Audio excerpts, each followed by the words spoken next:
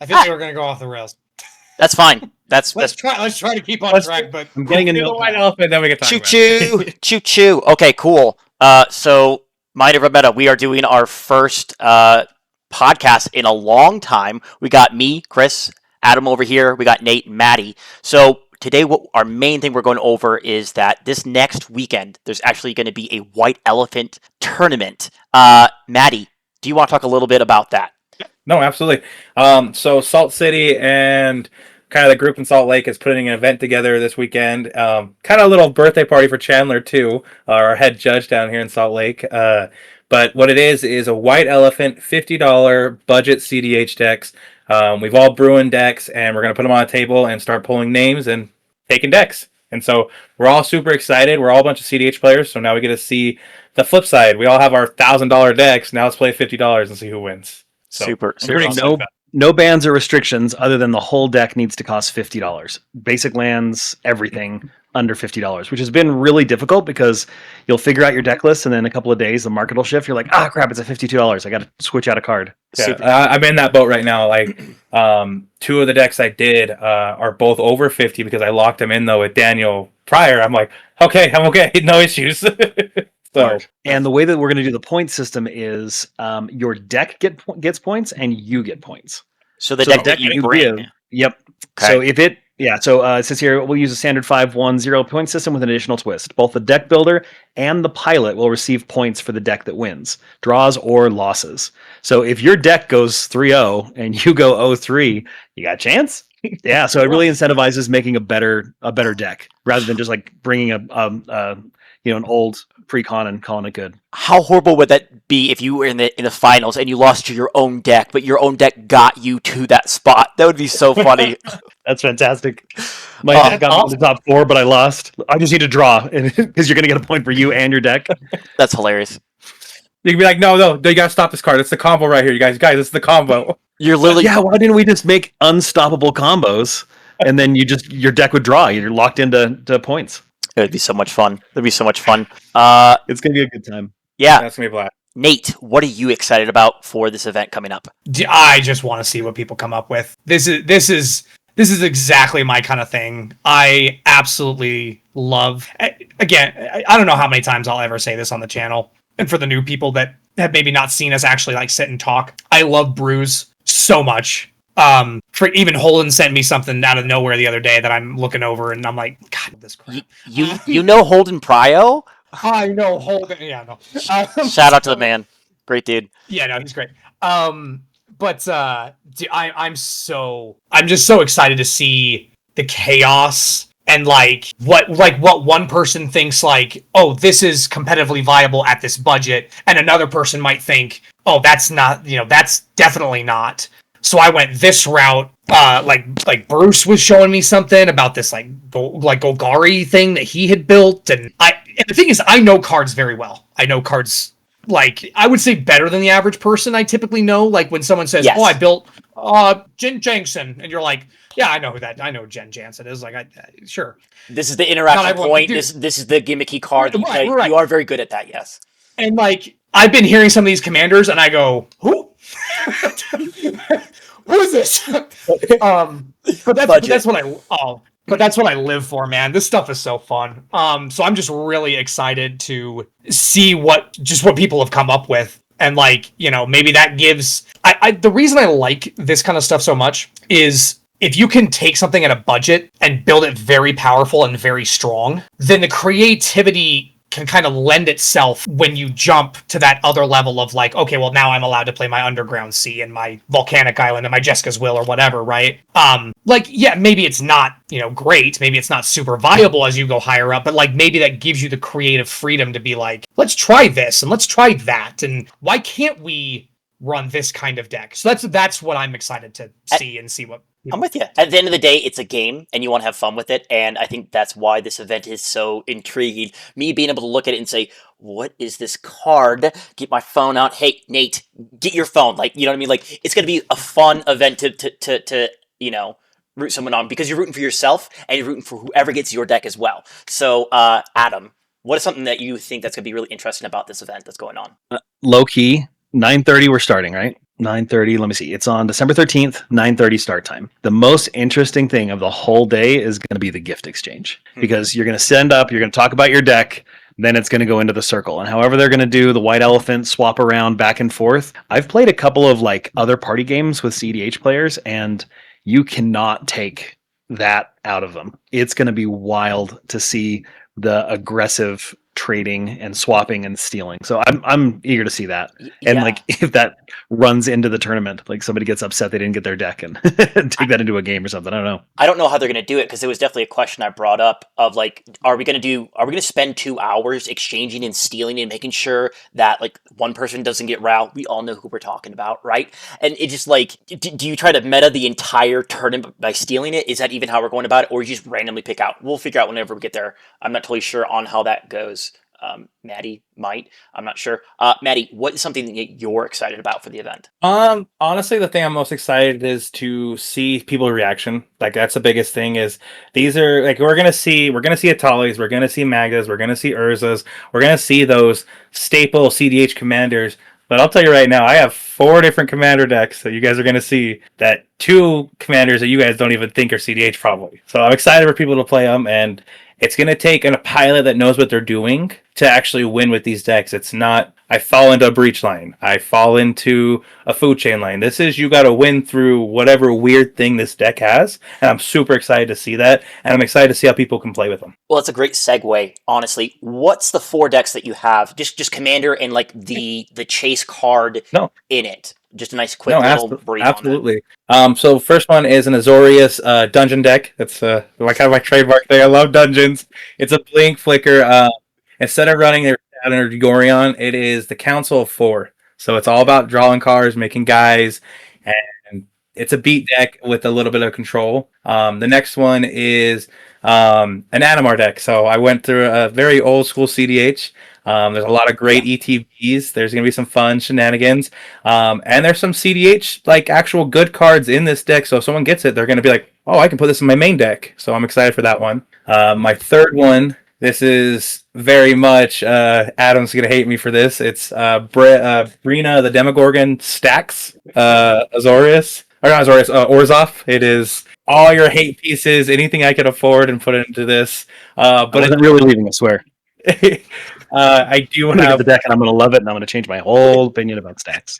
I put a card in there. This one now. It says Approach the Second Sun. It is one of my favorite cards of the game. It is I love it, but someone's gonna see that and be like, what? But you draw cards in it, so it's gonna be awesome. And then the final and fourth deck, I actually kind of hope I get it. As weird as it is, it is Greta the Sweet Tooth Scourge. It is from Wilds of Eldraine. It's an uncommon commander, all about foods. Like it is. I gotta put Cauldron Familiar in here. I gotta put Witch's Oven, all these like weird standard cards from back in when I played Standard, and I'm like, this is gonna be fun.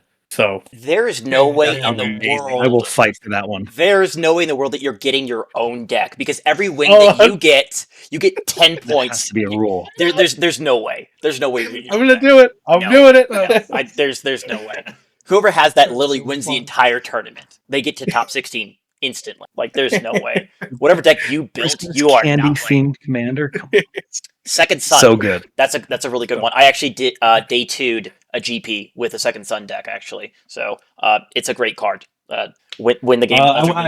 I'd have to show you one of the times. I have a playmat that was signed by a bunch of people at my first convention I went to. It's the Approach to the Second Sun's Jumpstart art, or not Jumpstart, Mystic Archive art. So that's what's up. Nice, Nate. So yeah, that's. No, do you appreciate it? I think it's great stuff. Yeah. Nate, are you bringing anything, or are you just going to be the camera crew with me? No, I'm going to be on camera crew. I'm going to be on camera crew. I did have some ideas for what I wanted to do. If you had to bring a deck, what would it be? Well, so that's the thing, right? So when I first got into CEDH years and years ago, some people know this story, some people don't. Technically my first real quote unquote CEDH deck was Keurig. Sure. But initially I was under the assumption that you needed to own your cards, which is why Keurig was actually the first deck that I put together, because I was like, well, I could just run with a bunch of swamps. I don't need to get duels or any of that stuff, right? But what I ended up coming up with and figuring out and like building a, to the best of my ability, CEDH was a Vadric list. So for those that don't know, he's a horrible commander. because he initiates the day and night mechanic, which is just wonderful. Going to time, boys. Going to time. So like the whole strategy was like you play them on like turn, hopefully like turn 2. And then you don't cast anything on your third turn because then it automatically switches to night. And because CEDH is the way it is, people are definitely going to cast more than 2 spells. So then it flips back to day and automatically he's at like 3 power and he got a reduction on instants and sorceries based on his power. So then on turn 4, you just churned through your deck. Big score, Pirate's Prize, Pirate's Pillage. I was on Deep Analysis, which is like 3 and a blue to draw like a card and scry some stuff. Introduction to Prophecy, if anyone knows what that one does, it's a colorless lesson that you scry and then draw a card. Really, really shitty cards. But I could win with it. And it was like $27. I could probably build a souped up version of it now, like for the higher end stuff, just to like try it out. But that was my initial thought of what I would have wanted to build for this. But unfortunately, job switching to where I'm more available now, awesome. Welcome back. But not a lot of time to do a lot of yeah, it's good to be back, thank God. But not a lot of time for deck building and buying the cards off of TCG or whatever. So Adam, yeah, no, I gotcha.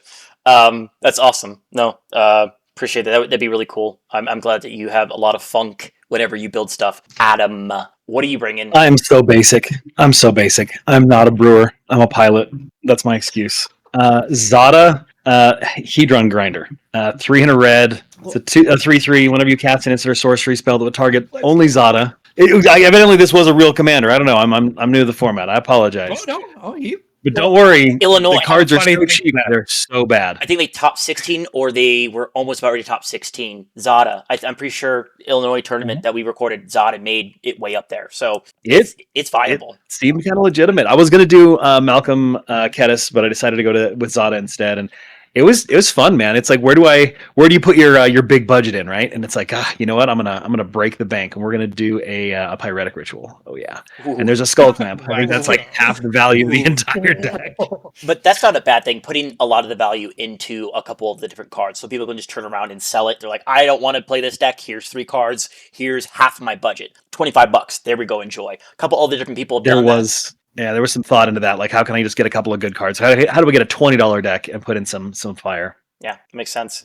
So okay, yeah, tournament. Well, before we go any farther, I'd like you guys all to look at the link I just put in our chat and tell me what you think of the sorcerer I have on this list for this game. What chat? Oh. What is this? Dude, I love Brain of the Demagogue so much. I'm so happy that you fight for this. I need to play this. I need to feel people are just drawing cards like crazy. They play this in TIAM, right? Yeah. But it's the sorcery though. What my big budget card? You talked about what budget cards what your big piece card was. You Why? Dude. No. There yet. What is it? No, don't say what it is. You just gotta look. I'm not saying what it is. You guys, you put all your budget. God. Yeah, you put your budget into that. People are gonna hate you. 1/5 of your budget into Armageddon. I love it. You know what? Sure. Teach their own. This is awesome. They're gonna draw every game. Let's do this. Like, hey, who's playing? How much is Farewell? How do we get Farewell in this deck? I thought about it. I bet that's even more expensive. It is. Yeah. Farewell's so expensive now; it's crazy. Yep. But I thought you guys liked that had a sign up that said "No farewells after 8:30." Just reset the whole game. The store closes at 10. No farewells after 8:30. Yeah, I can't be doing it.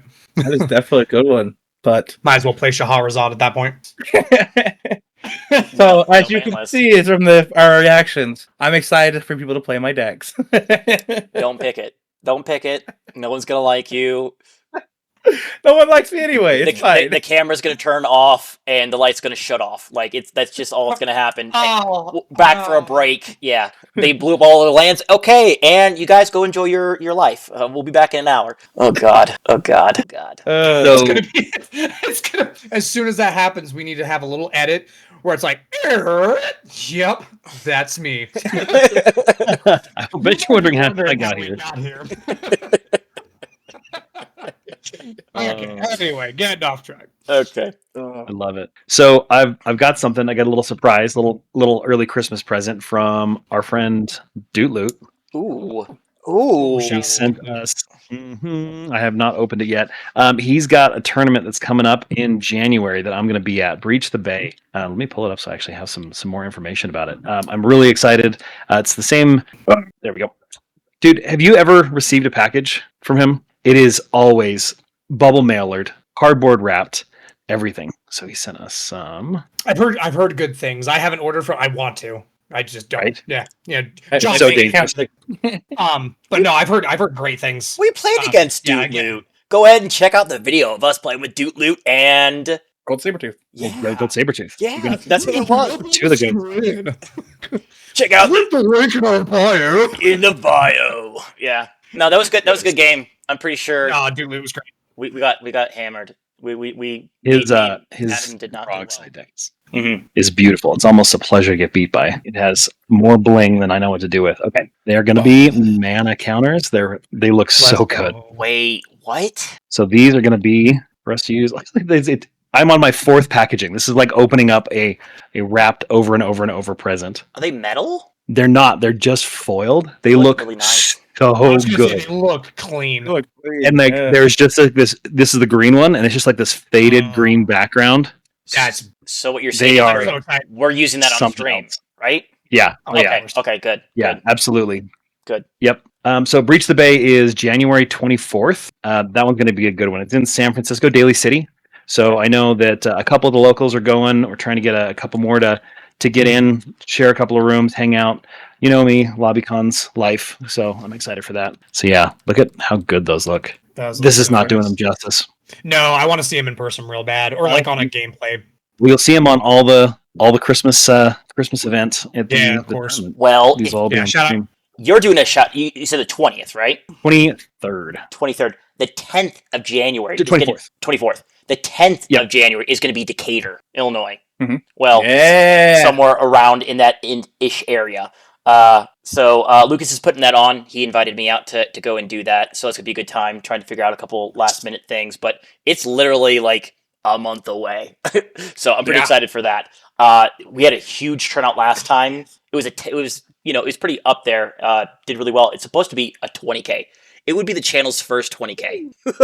We did a 10K before, and that was wild. So I can only imagine how much more wild a 2-day event in Illinois is going to be. That's where I'm from, so I'm excited to head up that way, see the family on the way down, and then be great.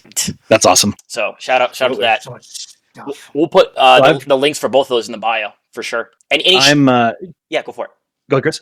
No, I was like, does anyone else have any shout outs before we continue? Just to a crazy interaction that happened to me earlier this week. So it was 3:30 in the morning at Denny's, like you do, Okay. and we were 2.5 hours into a game. And one of our locals, Jack, was on a Krark Thrasios list Sure. and abused Valley Flood Caller like I didn't know could be abused. Did you know that it's a wizard? Mhm. Yeah, it's a Certainly wizard. is. It is. And Enduring Vitality, we put ourselves in the position of like, we were going to counter a Green Sun because they were just going to go for a win. And it was like, Cabbage Merchant? No. We're playing 3 other spells decks. Like, just get Enduring Vitality. It won't be a problem. It was a problem. It was a problem. Yeah, double triggers on that. Also, you know what else Harmonic Prodigy does? Your Shaman, Enduring Vitality, or your, the 1 and 2 green grabs a creature or spell out of the graveyard. That's a Shaman. Eternal Witness. Eternal Witness is Eternal indeed Witness is a a shaman. shaman. It's a human shaman. So it was like we said no to the Cabbage Merchant. We took out the Krark because those were the problems. They weren't. Harmonic Prodigy did some work. Huh. It was great, but it was a long game, man. It was painful, and we finally got there. But it was just watching that and watching how much mana that accrued off of just nothing was just really impressive. I forget what Flood Caller can do when you're just not paying attention to it, and all of a sudden it's got 3 birds. It's got an Enduring Vitality. You're casting spells. It's gigantic. So yeah, that was the crazy interaction that I wasn't expecting. Anybody else see something this week or do something this week that Move the Wizards gauge. needs to stop printing birds because they're broken. Sure. Wanshanti or whatever. Like that's Washington. like Yeah. yeah, Washington. that card's gonna be doing too much. I'm sorry. Like It's double pip, good. okay? It's never Hey, just, yeah. never gonna see play. Sure. Never gonna see play. fixed. No, it's a 1/1. Gets So- killed by Bowmasters. No one cares. On Kinnan, I had Wan Chi, Mox Diamond, Land, a Mulda 4, and Seat 4. I'm not even in this game. Fast forward, turn 3, won the game, 11 cards in hand. He didn't do all of the drawing, but he did definitely got me going. So Sure. I had a 6. By turn 2, I'd drawn 6 cards. He was a 7/7. And the best thing that it did, there was an Anala player in seat 1 who started out with a Leyline of Anticipation Nice. and in play, got a Mana Rock first turn, and had a Spell Seeker in hand. But he would have had to make me draw 9 cards before he finally won the game. So little stacks piece in Wan Chi stopped them. They didn't go for it, and they couldn't go for it on top of what I was doing because, again, I got a fish down on turn 2. Like, it was wild what that card rocketed to. It was almost, if not better than Ristic, right alongside of it. And then I bounced it and cast it for 70 and won the game. About the It was only awesome. way to slow that card down realistically, and it doesn't stop it, bear in mind, because people still search their deck, Opposition Agent. Like, people don't want to search with it out. They're not going to. They still can to do some things and draw you cards, but not ideal. Like, Now you're telling me I have to deal with Wan Chishan, Aven Mindcensor, and Opposition to play Rocco? I'm done with this. play some good cards, man. Okay, you got to play blue at some point in time. Atraxa, come on, bring it on back. Bring it on back. Or I'll just play Braids, Cabal Minion, my hair. Oh, there you go. Perfect. Sure. Unflavored. Okay. Well, you guys, we talked about the White Elephant. What else? How's everybody else doing? Anything exciting happening? Getting excited for tournament travel, man. I love traveling and I love visiting and looking at all the events that are happening next year. Getting more and more excited. That's me. I'm kind of in the same boat. It's been a little bit of time since we've had any events going on recently. I know that like some people went to the falls during the holiday season as well. That wasn't really us. So we've out here not really gone to too many. So hopefully there should be more. Definitely talking to John and trying to figure out when's the next event's coming out. I know that we're doing bronzes out here in Ogden, in Utah, so trying to get our scene going, and Adam's doing a great job on that. I've been really busy. How's that been going for the local scene? Let's talk about that a little bit and how we're kind of like trying to develop that. It's been really good. Getting 16 to 24 people to come out. We're doing it on Sundays at Tapped Out Games, which has been really nice because there's already kind of a CDH scene that was locked in there, and we're bringing up people from the South. It's interesting because there's a lot of curious players that are coming in and playing, and then we have the entrenched grinders from Salt Lake, and getting them in a pod and seeing the Salt Lake players, experience what Swiss really is, and sometimes getting cooked by a commander they feel like they shouldn't be cooked by is interesting. But then it's nice that we've had a couple of league games we've been able to get in before and after the bronzes and just get a lot of kind of top 16 quality games in. But it's just nice to play and to know that there's going to be people there. So it's been good. I know that. And so what time do you guys play? What's the time frame? Usually around 2:30. So when we fire the first bronze, if we can get people get there opening at 10, and then they stay open until 10. So it's been nice. Open at noon, not 10. Don't get that Noon? wrong. They open at noon. You're right. I'm so sorry. Man. Well, Yeah, don't show up at 10. you It'll can. be cold. Yeah. Cook some burgers in the parking lot. Nate, you've been going out to those. How have you been enjoying those? They've been great. They've been great because it's, kind of goes alongside what Adam was just saying. But when you have another set of eyes or another set of hands, I suppose, playing against you that you're not used to, you can get shit on a lot, but you can also learn a lot from it. Yep. And I think it's important. I think it's a good thing. I think it's a good stepping stone to realize that, this is, they're taking this seriously. Some of the guys from down south. Shout out to all of them. I love them all to death. They've all been very great. But they take it seriously because they want to go to tournaments, and I respect it completely. But trying to get into the vibe of okay, they're taking this seriously because they want to do well. I have to get into that mindset. So I've actually changed my decks around a little bit to try to be more quote unquote serious when playing with them. In my terms of serious, let's be fair. So it's really not that. You're playing blue. One deck I'm playing blue. I have three available to me. One deck I'm playing, but I am playing the deck. It's a start. But no, it's been really cool. A lot of in fact, me and Adam had a conversation with someone the other day who was just watching us play games and was just really, really interested in what was going on. And obviously we talked with him about how Adam has his like whole proxy box that he brings of all the different decks. And he was like, well, I really like, like big stompy but kind of stuff. And he's like, oh, dude, you gotta try Tolly. Wow. But no, having another set of new eyes on it is just exciting to see that it seems like every single day more and more people are starting to look at CDH like, maybe this is not this sweaty, this sweaty grind fest that everyone kind of thinks we are, and that it's just fun on the highest power level, which is the way I've always treated it. There's a deck for everybody. Really good. There really is a deck for everybody, and finding your deck. 100%. I mean, is it the most viable thing in the world? Maybe not, but like, it doesn't mean it can't win. I love Magda so much. But it's so bad.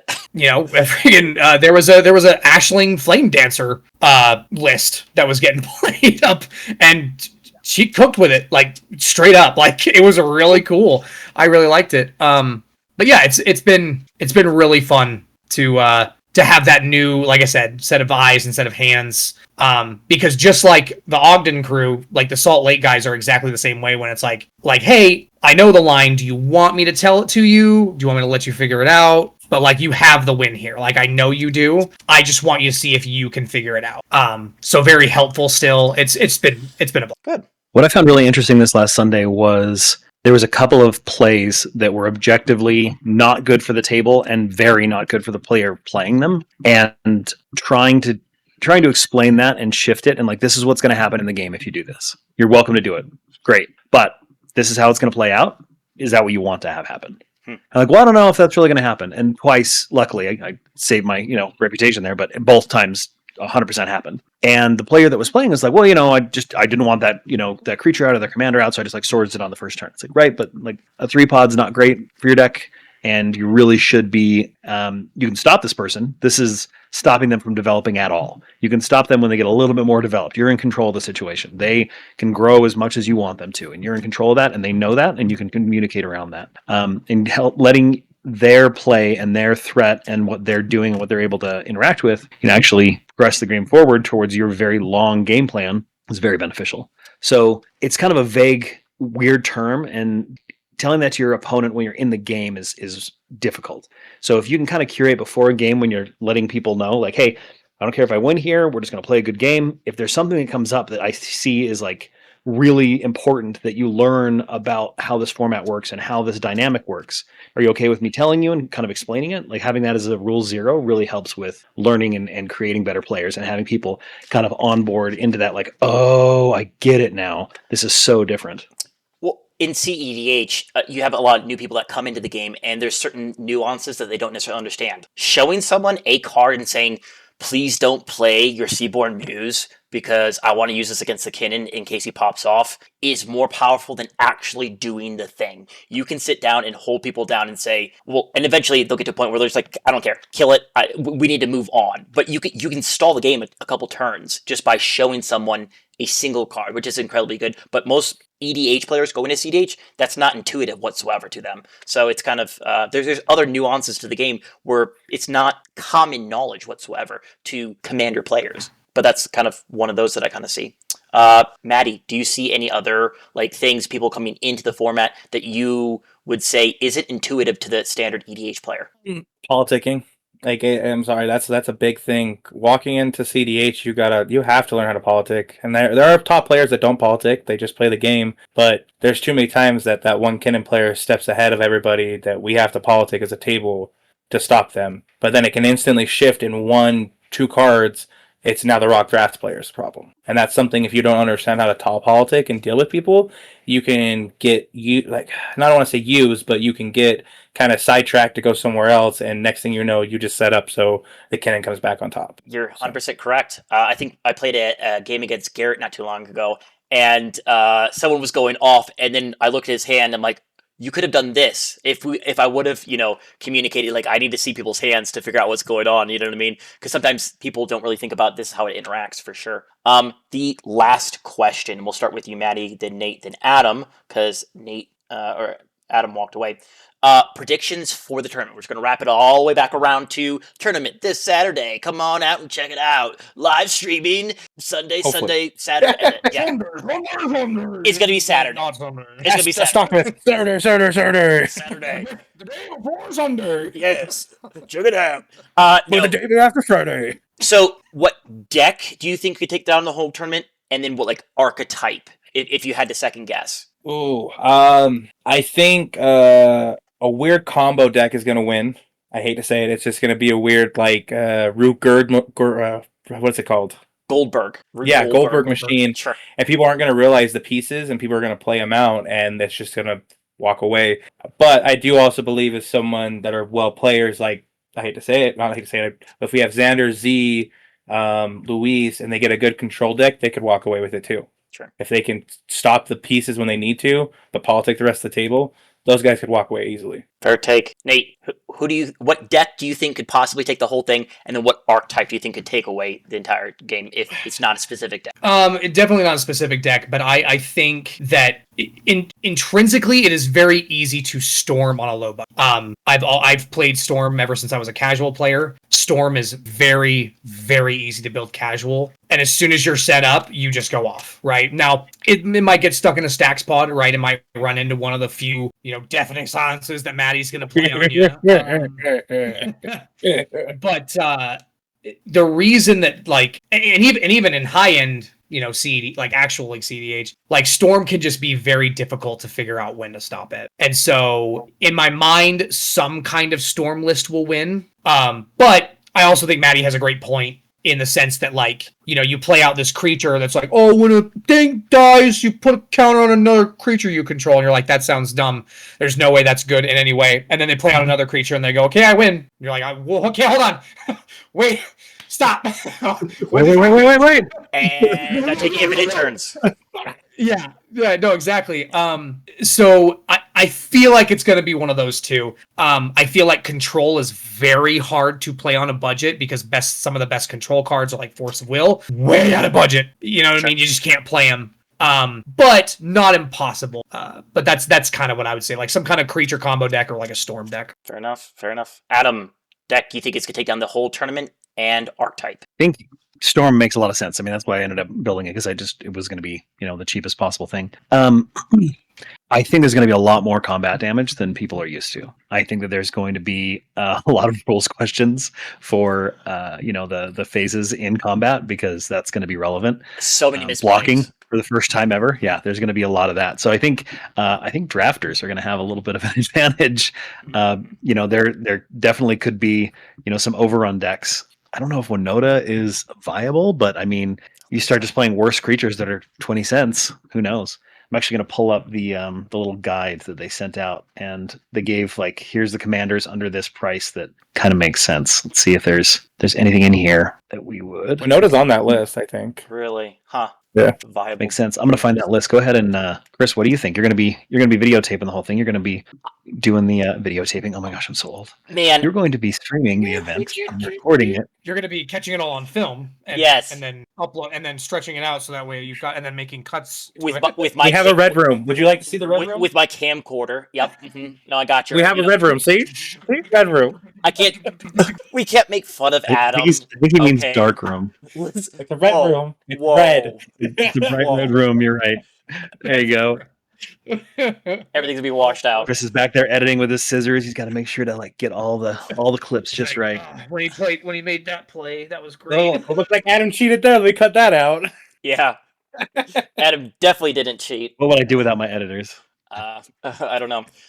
Just not be on camera and get away with your cheating. Just keep getting game rules violations over and over because they don't read cards and don't know them. To be fair, it's not been played as much since you joined. So what I think is going to win specifically is going to be stacks. I think it's going to be stacks. And Magda is a stacks. Magda's win the whole freaking thing, okay? Magda's going to take down the whole freaking thing. Turn 3, done. Over and over again. People are going to get these decks and not know how they work. Magda, simple, clean, or I think Tivit. I've seen it. Someone put out a Tivit deck. It's disgusting. It is a stacks deck that has a combo finish in the command zone. I need this piece, and I just need to live long enough, or I need to draw every game except for 1 or 2. like when it comes down to it, not losing a game is going to get you to the semifinals and then a limited amount of time. I think Tivit, I only know one for sure will be in it, depending on who gets it. I mean, it does come down to player availability, what they understand about the deck. Some of it's a little bit luck, but having a control deck, having the no on the board, if they can get to their combo finish with Tivit or just Tivit beatdowns, let's go in the air. I'm going for Tivit or Magda, and it's going to be Stacks. That's going to win the whole tournament. That's what I'm going with. Because in semifinals, all they need to do is be top seed. That's all I'm saying, you know. It's gonna be fun. Yeah, I think that's the thing, man. I don't know what people are going to come up with. That's just best guess. You know what I mean? Because what I will say is that, like, Player Pilot does, like, it comes into a lot of different things, because I might say intrinsically Storm is easy to build cheap. Yeah. Storm is not. People can say it all they want. Storm is not easy to pilot. It's just not. You've never seen the deck list before? Yeah, when you don't know what you're working with, and you're like, is this like for instance, in Vadric, I had a combo with Haze of Rage. You guys know what that does? Exactly. It was an infinite thing that made Vadric infinitely powerful. And you're like, cool, I'm gonna do this one iteration, and then I'm gonna do the second iteration, and I'm gonna do the third iteration, and now you're all dead. Pretty much. Sure. Right? So that's where I kind of can see where you're coming from with it. Because, like, not everyone's a great Storm pilot, and then if you give a control player, like, here's your Storm, and you're like, I don't do this. I don't play these.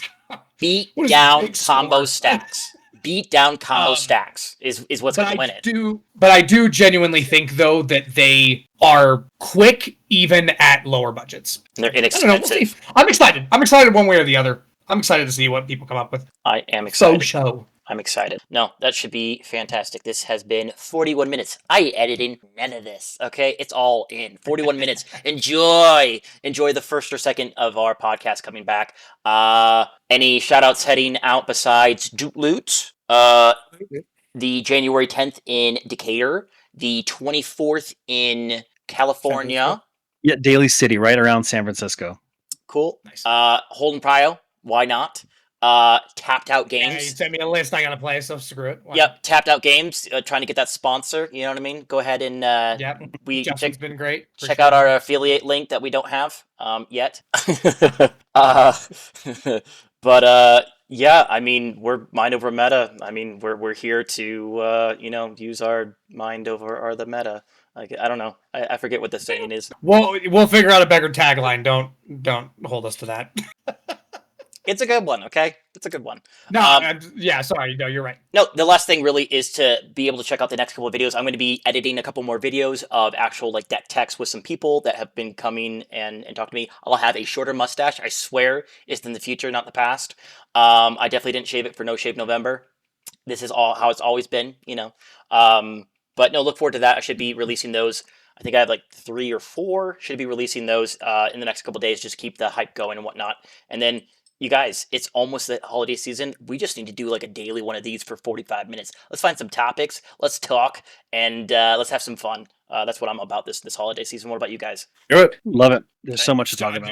I've got everything I wrote down. We didn't get to any of it. We didn't get to any of it. Okay, so next time, Adam, we're going to get to all the things that you want to talk about. Okay, it's going to be 3 hours. Out the window, throwing it away. It's going to be 3 hours, but we'll get there, okay? Inclusive.